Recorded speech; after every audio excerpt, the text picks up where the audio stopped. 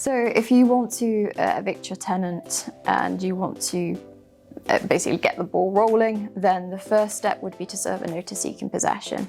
So depending on your reasons for wanting to evict the tenant can obviously depend on which notice you would serve. So there are two, with an assured short hold tenancy, there are two types of notice generally that you would serve. So the first one is a Section 21 notice, which most people probably know as a no fault notice. You basically don't have to have a reason to want to evict the tenant, you just have to make sure that you have done a number of things before serving that notice. It's very important that you comply with the other items, such as making sure that that deposit's protected, making sure that you've served certain documents such as a how to rent guide, an energy performance certificate and gas safety certificate. It's very important because if you don't do these things, then automatically that Section 21 notice will not be valid. The other option that you have is a Section 8 notice. The difference there is generally that there has to be some form of breach of tenancy.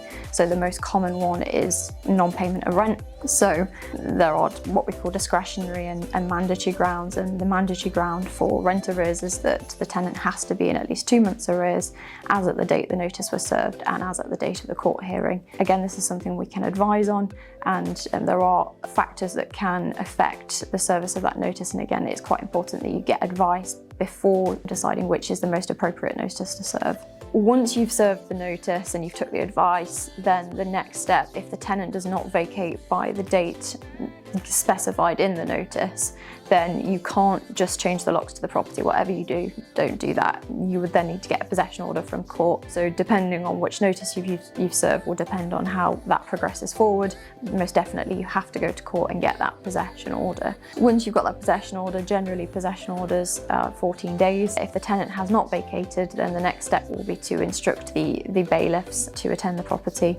They then have the authority to peacefully remove the tenant and any other occupiers, and that is effectively the final stage in the process. And if the tenant does not vacate, you must follow all of those steps through to